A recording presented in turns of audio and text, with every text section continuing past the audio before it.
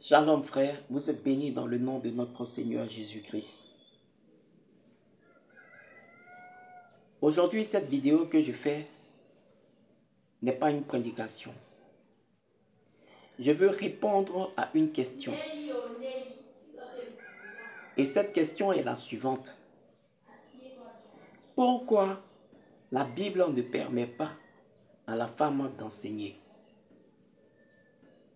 Pourquoi il n'y a pas, la Bible interdit à la femme d'être pasteur, d'être docteur, d'être évangéliste, d'être prophétesse, parlant de ministère, d'être apôtre, etc. Pourquoi dans ces fonctions-là, sacerdotales-là, pourquoi il n'y a pas femme là-bas? Certains me répondront, parce que la femme ne peut pas enseigner et que toutes ces fonctions-là enseignent, ce sont des sacerdoces. Je suis d'accord. C'est à cause de ça qu'elles ne peuvent pas occuper ces fonctions-là. Parce que tous enseignent. Mais pourquoi Dieu ne lui permet pas d'enseigner? Pourquoi Dieu ne permet pas à la femme d'enseigner? C'est bien parce qu'elle ne peut pas enseigner qu'elle ne peut pas occuper ces sacerdoces-là, ces postes-là. Parce que tous ceux qui occupent ces postes-là enseignent. Mais pourquoi Dieu ne lui permet pas d'enseigner?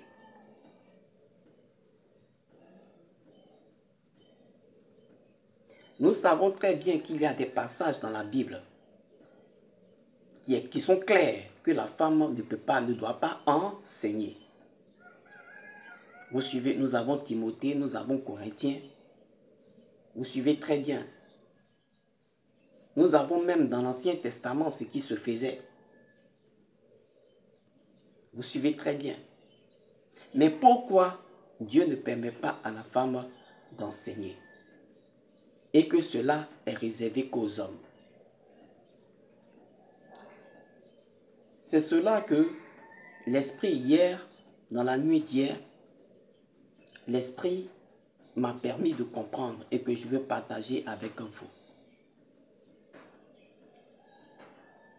Je prie le Seigneur de me donner les mots qu'il faut pour que vous puissiez comprendre. Alors, l'Esprit m'a dit ceci. Dieu ne permet pas à la femme d'enseigner parce que ceux qui enseignent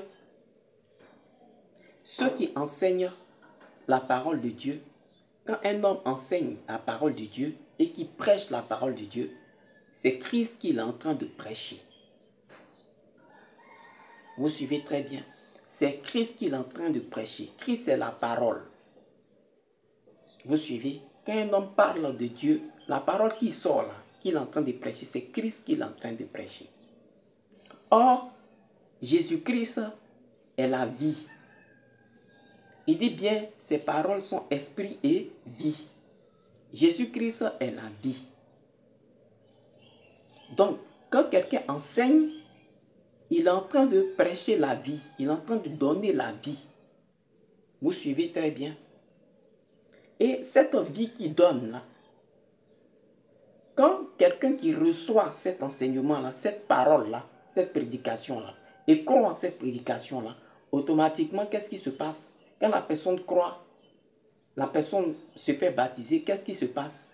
La personne reçoit, comme on appelle, le Saint-Esprit. La personne devient quoi?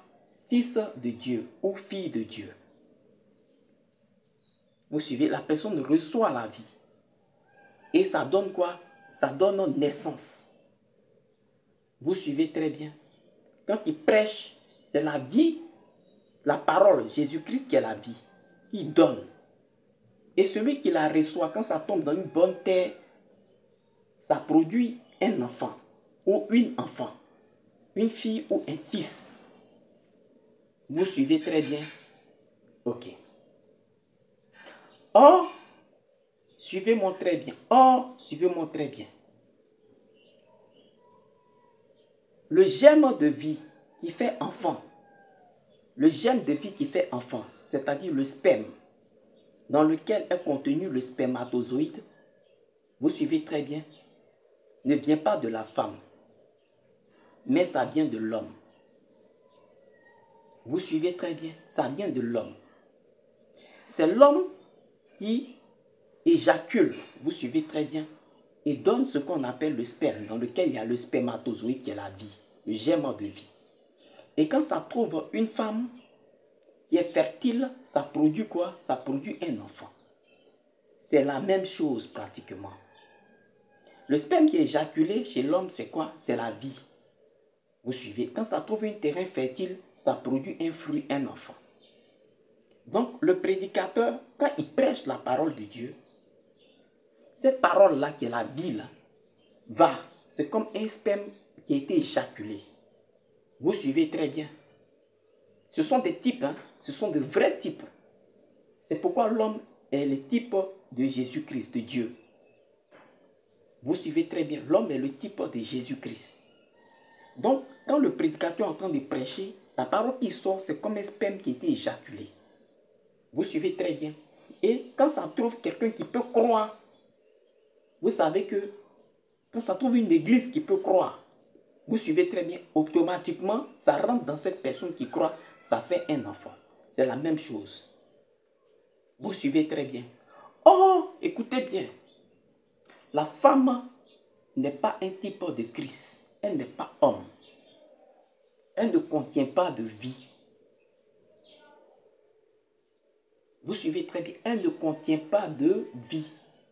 La femme ne peut pas éjaculer, excusez-moi, et donner de la vie dans laquelle il y a, comment dirais, il y a du sperme, le germe de vie. Il n'y a pas ça pour la femme. Vous suivez. Or, le prédicateur, quand il est en train de faire ce travail, hein, c'est pratiquement la même chose qui est reproduite physiquement par nous les humains ici. Mais c'est ça qui est en train de se passer spirituellement. J'espère que vous me suivez. C'est ça qui est en train de se passer spirituellement. Or, la femme n'éjacule pas. Elle n'a pas de sperme. Mais c'est l'homme qui peut donner cette vie-là. Mettre ça en la femme. C'est pourquoi, vous suivez très bien, c'est pourquoi ce sont les hommes qui sont choisis pour apporter la parole de la vie, pour faire des croyants. Vous suivez très bien. Pour avoir des filles et des fils en Christ. C'est pourquoi c'est l'homme qui est choisi et non la femme. Et l'homme, il est le type de Christ, celui qui donne la vie. Celui en qui la vie sort. La vie ne sort pas de la femme. La vie sort de l'homme. Or, l'homme est le type de Christ. C'est pourquoi Dieu ne permet pas à la femme de prendre cette position-là. Ça ne va pas avec elle. Vous suivez très bien, ça ne va pas avec elle. Mais ça va plutôt avec l'homme. Parce que c'est lui qui éjacule et qui donne la vie. Vous suivez? Et quand ça trouve une femme qui est fertile, c'est-à-dire comme un homme qui peut croire, ça produit un enfant. C'est-à-dire un fils en Christ, une fille en Christ. Vous suivez? Vous comprenez? Ok. Maintenant, voici ce que l'Esprit m'a dit. Pour vous les prédicateurs, les hommes de Dieu qui me suivez, pour rendre ça plus clair, pour que vous puissiez comprendre, je vais ajouter quelque chose par la grâce de Dieu. Regardez très bien, vous allez comprendre. Les mêmes choses qui se passent ici physiquement que nous faisons là, c'est comme ça, c'est ça qui est reproduit spirituellement. Écoutez, quand vous êtes en train de prêcher la parole de Dieu, vous hommes de Dieu, quand vous êtes en train de parler de Christ, vous êtes en train de prêcher la parole de Dieu, vous avez une certaine joie à le faire. Vous prenez un certain plaisir. Un plaisir indescriptible qu'on ne peut pas expliquer même. Vous suivez très bien. Quand vous êtes en train de prêcher Christ, vous êtes en train de sortir la parole de vie. Vous avez un plaisir indescriptible. Je sais que vous savez que c'est la vérité. C'est ce mystère-là qui est représenté physiquement quand un homme est en pleine éjaculation. Quand un homme est en pleine éjaculation, qu'il est en train de libérer le sperme. Vous suivez très bien, il est en train de libérer la vie, il ressent un certain plaisir. Vous suivez très bien.